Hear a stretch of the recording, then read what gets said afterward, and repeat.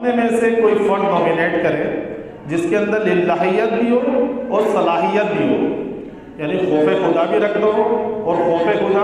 اس قرآن و حدیث کے علم کی وجہ سے آتا ہے، اور صلاحیت بھی ہو کہ وہ اس کام کرنے کا اہل بھی ہو، یعنی کوئی بہت بہترین قسم کا ڈاکٹر ہو، MBBS کیا ہو اور پوری دنیا گھوما ہو، بہت تجربہ اس کا، لیکن آپ اس کو بولیں کہ بھائی ٹوئٹا کمپنی کے اندر جاب آئی ہے انجینئر کی، آپ کر لیں، کیا وہ کر سکے گا؟ نہیں کر سکے گا نا۔ یا کوئی مکینیکل انجینئر ہو، اس کے اندر بہت صلاحیت ہو انجینئرنگ کی، لیکن آپ اس کو جو ہے کسی ایسی جگہ پہ یا ڈاکٹر کی سیٹ پہ بٹھاتے ہیں کہ آپ علاج کریں، نہیں کر سکے گا۔ تو بنیادی بات یہ ہے کہ للہیت اور صلاحیت یہ کینڈیڈیٹ کے لحاظ سے بات ہوگی۔ بہترین بات تو یہ ہے کہ اجتماعیت مسلمانوں کی، ایسے لوگوں کی، علماء کرام کی، علم والوں کی، وہ اپنے میں سے ایسا بندہ نکالیں جو اس کام کا صلاحیت للہیت بھی ہو، صلاحیت بھی ہو، اس بنیاد کے اوپر رکھا جائے۔ کیونکہ نبی علیہ السلام نے جو اس کا حسنہ ہمارے سامنے رکھا، اس کے اندر کوئی بھی فرد خود سے اس بار کو اٹھانے کے لیے تیار نہیں ہوگا، خود سے کوئی بندہ اپنے آپ کو اس خطرے میں ڈالنے کے لیے تیار نہیں ہوگا کہ اس کو، جہاں ایک فرد کی بات کی جائے تو اس کی سب سے پہلے ذمہ داری جو قرآن مجید ہمارے سامنے رکھتا ہے، قُوا أَنفُسَكُمْ وَأَهْلِيكُمْ نَارًا، بچاؤ اپنے آپ کو اور اپنی ذات، اپنے آپ کو اور اپنے اہل و عیال کو۔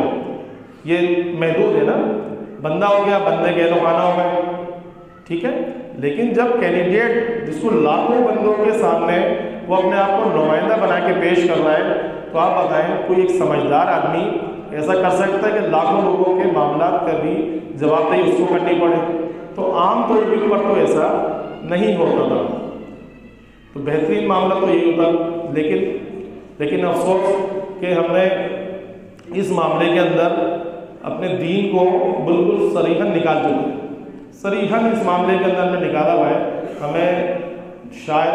و نادر کوئی ایسے افراد مل جائیں کہ جو واقعی اس حیثیت سے کھڑے ہوں، وگرنہ ہم نے اس کام کو بھی دین سے نکالا ہے۔ اور آج جو ہمارے سامنے لوگ ہوتے ہیں، آپ دیکھ لیں کس معاش کے لوگ ہوتے ہیں، کس حیثیت سے لوگ اپنے آپ کو پیش کر رہے ہوتے ہیں، صرف اور صرف مفادات۔ تو اس حوالے سے تین حیثیتیں ہوتی ہیں۔ ایک تو کینڈیڈیٹ کی بتائی کہ سب سے بہتر معاملہ تو یہی ہے کہ مسلمانوں کی اجتماعیت کوئی اپنے میں سے بہترین فرد کو نکالے اور لوگوں کے سامنے رکھے، تاکہ وہ ان معاملات کے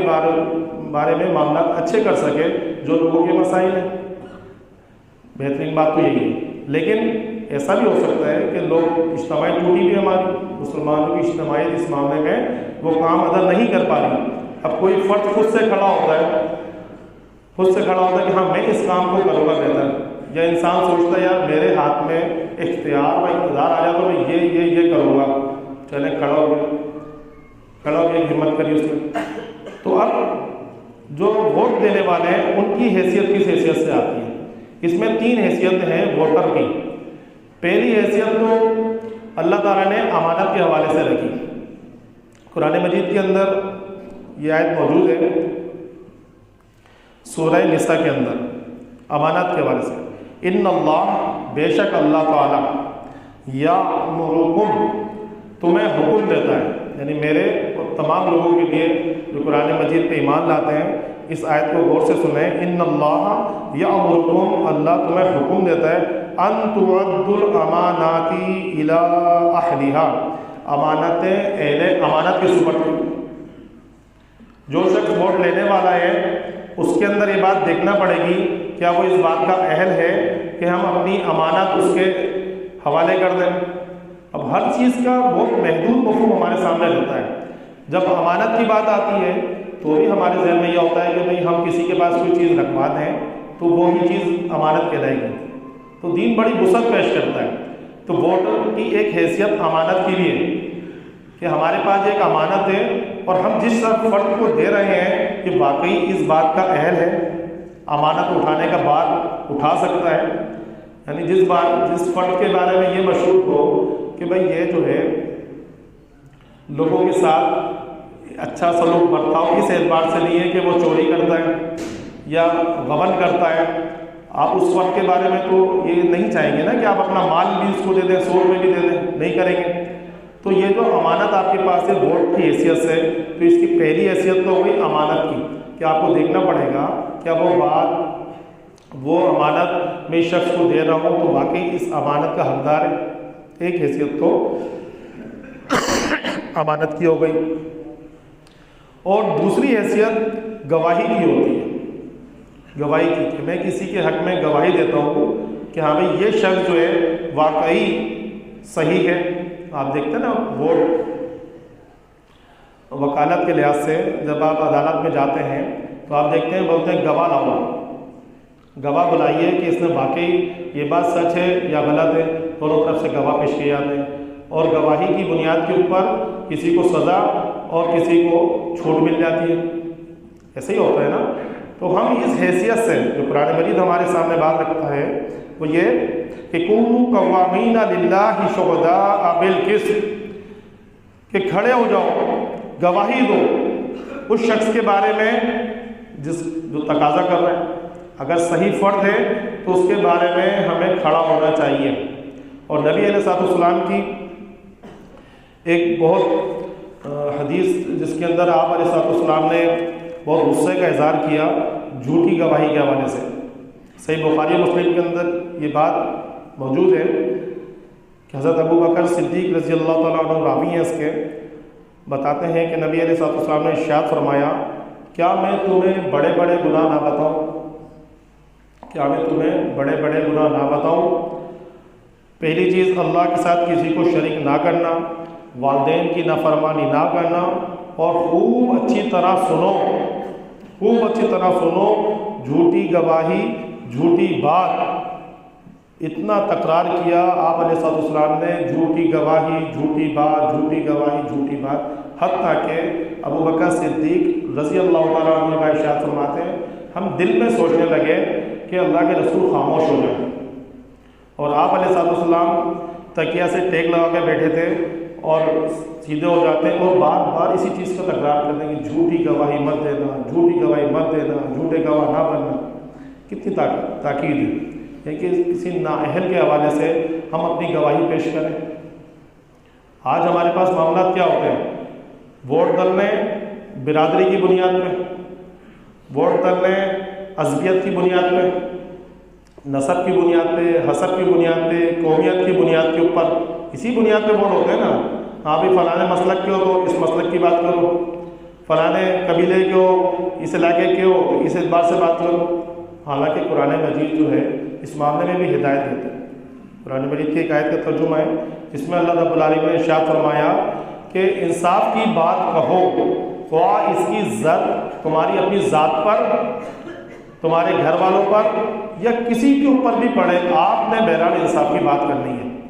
تو اس معاملے میں دیکھیں کہ آپ جس فرد کو اپنی گواہی کے لیے اس کے لیے اپنی گواہی پیش کر رہے ہیں واقعی وہ اس بات کا اہل ہے، یہ ایک دیکھنے کی بات ہے جو ہمارے سامنے ہدایت کی صورت کے اندر رکھی جاتی ہے۔ اور تیسری بات وکالت کی حیثیت سے، وکیل بناتے ہیں نا، اللہ تعالیٰ محفوظ فرمائے مقدمے بازی سے ہمیں، لیکن وکیل کی حیثیت سے جو بات ہوتی ہے کہ اگر کسی کو ہم وکیل بناتے ہیں کہ وہ عدالت میں جا کے ہمارا کیس لڑے، ہمارا مقدمہ پیش کرے، ہم اس الجھن میں پڑ گئے ہیں، اس الجھن سے ہمیں نکالیں، تو آپ تمام کی تمام چیزیں اس کو بتا دیتے ہیں، ہاں میرے معاملات یہ ہیں، تاکہ آپ اچھی طرح جو ہے ہمارا موقف پیش کر سکیں۔ تو ایک حیثیت کینڈیڈیٹ کے لحاظ سے یہ بھی ہوتی ہے کہ ہم اس کو اپنا وکیل بنا رہے ہیں، اس کو اپنا سرپرست بنا رہے ہیں کہ ہاں بھائی یہ فرد ہے جو آگے جا کے ہمارے معاملات کے لحاظ سے جو بھی ظاہرہ متعین، جو اس کا کام کے لحاظ سے متعین کردہ دائرہ ہے، اس لحاظ سے وہ ہماری بات کو صحیح انداز سے پیش کرے گا، خواہ وہ کونسلشپ کی معاملے میں ہو، خواہ وہ صوبائی اسمبلی کی معاملہ میں ہو، خواہ وہ قومی اسمبلی، ہم اس کو اس بات کے لحاظ سے وکیل بناتے ہیں اپنا کہ ہاں ابھی ہمارے علاقے کے مسائل کو اچھے انداز سے پیش کرے گا اور ان معاملات کو حل کرے گا۔ تو تیسری حیثیت وکالت کی حیثیت سے ہمارے سامنے دین رکھتا ہے، ٹھیک ہے۔ تو اس حوالے سے بارہا اس بات کو اپنے سامنے رکھنا چاہیے کہ دین مکمل ضابطہ حیات ہے، اور قرآن مجید میں اللہ رب العالمین نے میرے اور آپ کے لیے وہ آیت بار بار پڑھنا چاہیے، اس میں اللہ رب العالمین نے ارشاد فرمایا یا ایھا آمنو، اے ایمان لانے والوں، ادخلوا فی السلم کافہ، پورے کے پورے اسلام میں داخل ہو، پورے کے پورے، آدھا تیتر آدھا بٹیر ممکن بھی نہیں ہو، صحیح بات بھی نہیں ہے۔ یعنی ہم مسجد میں آ کے تو نمازیں پڑھیں اور معاملات سے کسی سے کریں تو دھوکہ دیں، اس بات پہ تو نہیں ہوگا نا۔ ہمارا جینا و مرنا سب اللہ رب العالمین کے لیے۔ قرآن مجید میں ایک آیت جس کا ترجمہ ہے، بلکہ آیت ہی پڑھ رہتے ہیں، ان صلاتی و نسکی و محیای و مماتی للہ رب العالمین، میری نماز، میرا جینا، میرا مرنا للہ رب العالمین، سب اللہ رب العالمین کے لیے۔ تو اس حیثیت سے اپنے آپ کو رکھیں کہ کل اللہ کو ہم نے جواب دینا ہے اپنے ہر معاملے میں جواب دینا ہے کہ میرا جو موقع آیا، وہ گھر کے اندر کسی تقریب کا معاملہ ہو، وہ ملک کے حوالے سے، علاقے کے حوالے سے، کسی بھی معاملے میں آیا تو میرا طرز عمل کیا اس اعتبار سے صحیح رہا کہ میں جو کام کرنے جا رہا ہوں اس سے اللہ کے پاس کوئی اجر یا اللہ کے پاس کوئی پکڑ کا معاملہ ہے، تو اس حیثیت کو اپنے سامنے رکھیں۔ کیونکہ یہ بھی ایک حدیث کا مفہوم ہے کہ جس میں نبی علیہ الصلوۃ والسلام نے ارشاد فرمایا کہ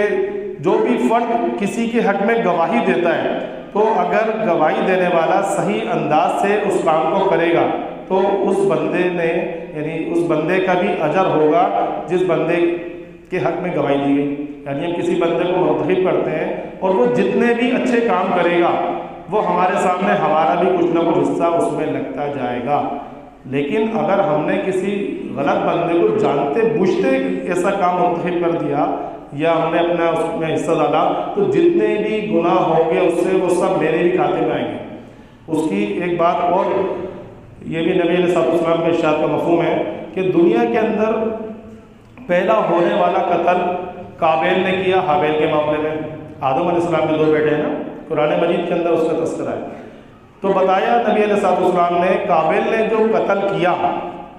اب اس کی بنیاد پہ جتنے دنیا میں قتل ہوتے رہیں گے